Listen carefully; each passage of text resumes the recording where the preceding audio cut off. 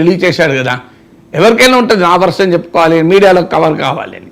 So మాట్లాడడం మొదలు పెడితే what is your program tonight bishop ji అని అడిగారు. బిషప్ అన్నాడు నథింగ్ మచ్ అన్నాడు. Are you going to night clubs అని అడిగారు.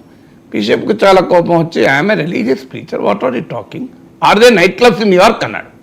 అంటే ఈ న్యూయార్క్లో నైట్ క్లబ్లు కూడా ఉన్నాయా అన్నాడు కోపంలో. తెల్లారి హెడ్లైన్, న్యూయార్క్లో నైట్ క్లబ్స్ ఉన్నాయా కుతూహలంగా ప్రశ్నించిన బిషప్. కంప్లీట్ మారిపోయింది. నెక్స్ట్గా అమెరికా పర్యటన మొత్తం పోప్ అందుకే చెప్పాడు అనవసరంగా నేను మాట్లాడాను అని కంప్లీట్గా తన పర్యటనలో ఎప్పుడు మాట్లాడలే. రిటర్న్లో మళ్ళీ మోటివేట్ అయ్యాడు, ఎప్పటికి ఇలా అవుతుందా అని. How was your trip bishop అని అడిగారు. Nothing so unusual for you to cover, మీరు కవర్ చేయాల్సినంత ప్రత్యేకంగా ఏముంది అన్నాడు. తెల్లారి headline, bishop leaves US with unprintable experiences అని. ప్రచురణకు అర్హత లేని అనుభవాలతో తిరిగి వెళ్ళిన బిషప్ అని. ఇక అది నీకు ఇది ఒక్క ఎగ్జాంపుల్, ఇది very famous anecdote in journalism. So అందువల్ల ఆ సెన్సేషనలిజం మనకేమవుతుందంటే మీకు నాకు ఆర్డినరీ ఇష్యూ కావచ్చు, కానీ ఆ కుటుంబానికి ఆల్రెడీ కుటుంబ తగాదాతో బాధపడుతూ ఉంటారు. మీకు మోహన్ బాబు మాటల్లో కూడా ఆవేదన కనబడుతుంది. తప్పులు తర్వాత సంగతి, తప్పు ఎవరిదైనా ఇద్దరు బాధపడతారు కదా. తప్పు మోహన్ బాబుదైనా మనోజ్దైనా ఎవరి తప్పో నాకు తెలియదు, కానీ ఇద్దరు బాధపడతారు, అనుమానమే లేదు. ఇద్దరు ఏదో రూపంలో ఎక్కడో వచ్చారో బాధపడతారు. అల్టిమేట్గా వాళ్ళ తండ్రి కొడుకులు. మన ఇప్పుడు భార్యాభర్తలు కొట్లాట తర్వాత మీరు 2 గంటల తర్వాత చూడండి, అల్టిమేట్ ఏవైతే భార్య బాధపడుతుందో భర్త బాధపడతారు. ఇద్దరు ఇందులో ఎవరు ఆనందంగా ఉండరు. మీరు ఏ భార్యాభర్తల కొట్లాటైనా ఏ తండ్రి కొడుకుల కొట్లాటైనా చివరకు ఇద్దరు బాధపడతారు, అందులో అనుమానం లేదు. ఎందుకంటే వాళ్ళు ఆబ్వియస్లీ తండ్రి కొడుకులు కదా. ఆ రక్త సంబంధం అనుబంధం ఎక్కడ పోతుంది, వాళ్ళ కాకపోతే రేపైనా బాధపడతారు. ఇది ఓన్లీ ఆ కోపం ఉన్నంత, ఇప్పుడు ఆ ఉద్వేగం ఉన్నంత కాలం అలా ఉండొచ్చు, కానీ అల్టిమేట్గా తండ్రి కాకుండా పోతాడా, కొడుకు కాకుండా పోతాడా. అందువల్ల ఆ ఆవేదనలో కనబడుతుంది. ఈ సెన్సేషనలిజం ఏమవుతుంది అంటే, ఆల్రెడీ బాధలో ఉన్న కుటుంబం అన్నిటికీ మించి ఇంత గౌరవప్రదంగా బతికామే. ఇప్పుడు మోహన్ బాబు మాటల్లో మనకు కనబడుతుంది, ఈ అపకీర్తి వచ్చింది, అపవాదం వచ్చింది అని. అఫ్కోర్స్ దానికి మీడియా కారణం కాదు. ఇప్పుడు వాళ్ళ కుటుంబం తెచ్చుకున్న సమస్య తప్ప మీడియా సృష్టించేది కాదు కదా. మీడియా మంచు మనోజ్కు మోహన్ బాబుకు మధ్య ఘర్షణ పెట్టలే కదా. కానీ కారణం ఏదైనా అపకీర్తి అనే బాధలో ఉంటారు. అప్పుడు ఈ అవాస్తవాలకు కూడా గోరంతలు కొండంతలు చేయడం, లేనిది ఉన్నట్లుగా ఉన్నది లేనట్టుగా చూపడం వల్ల సహజంగానే ఆవేదనకి ఎక్కువ ఉంటుంది. అందువల్ల జర్నలిజానికి లక్ష్మణ రేఖ కూడా ఉంటుంది.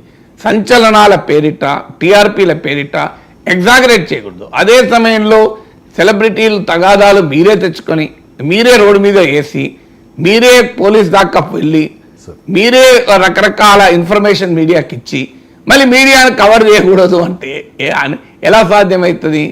మీడియా వన్స్ కవరేజ్ మొదలుపెట్టినాక మీకు అభ్యంతరాలుంటే దానిపైన మీడియా కూడా ప్రత్యేకమైన చట్టాలు ఏమి లేవు దేశంలో. ప్రతి పౌరునికి ఉండే భావ ప్రకటన స్వేచ్ఛే మీడియా. ఆర్టికల్ 19(1)A మీడియా స్వేచ్ఛ అనే పదం కాన్స్టిట్యూషన్లో ఎక్కడా ఉండదు. మీరు గమనించండి, భారత రాజ్యాంగంలో ఎక్కడా మీడియా ఫ్రీడమ్ అని ఉండదు. ఉన్నదేంటి, ఆర్టికల్ 19(1)Aలో భావ ప్రకటన స్వేచ్ఛ ఉంటుంది.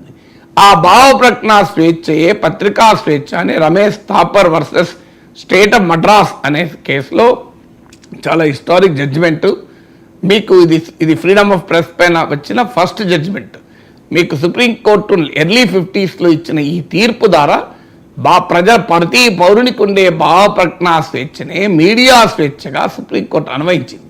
అందువల్ల మీకు మోహన్ బాబుకి లేని స్వేచ్ఛ టీవీ ఛానళ్ళకి ఏమి ఉండదు, మనోజ్కి లేని స్వేచ్ఛ పత్రికలకి ఏమి ఉండదు.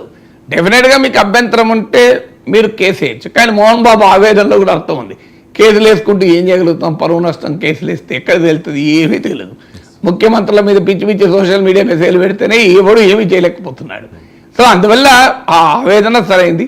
ఎక్కడో ఒక చోట మీడియా కూడా ఆ లక్ష్మణ రేఖ స్వీయ నియంత్రణ అంటారు దాన్ని. అందుకే ఇప్పుడు ఎవరో చెప్పలేరు. సో నీకు నియంత్రణ ఉండాలి. ఏది నిజం, ఎక్కడ వరకు నేను కవర్ చేయొచ్చు, ఎక్కడ వరకు కవర్ చేయకూడదు, ఏది ఎగ్జాగరేషను.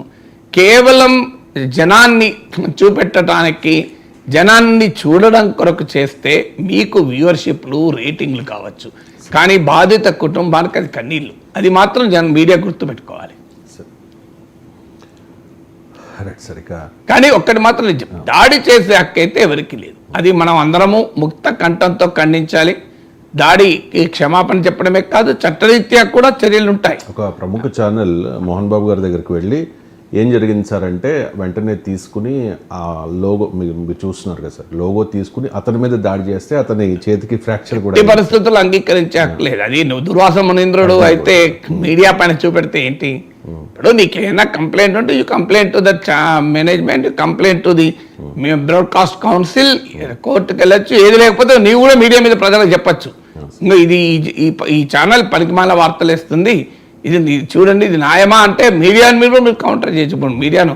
కానీ కొట్టే అధికారం, దాడి చేసే అధికారం ఎవరు లేదు. మీకు అభ్యంతరాలు ఉంటే ఉండొచ్చు కవరేజ్, కానీ you know right to attack కదా. ఫిజికల్ అటాక్ చట్టం ఎలా ఒప్పుకుంటుంది?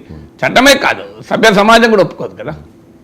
అంటే జరుగుతున్న ప్రచారం గతంలో ఇదే ఛానల్కి వెళ్ళి అక్కడ CEO మీద కూడా మోహన్ బాబు గతంలో దాడి చేశారు అనేది ఒక ప్రచారం సార్. బట్ ఏదైనా ఎవరిపైన ఎక్కడ దాడి చేసినా మనం అంగీకరించలేదు. Right sir. ఇక నెక్స్ట్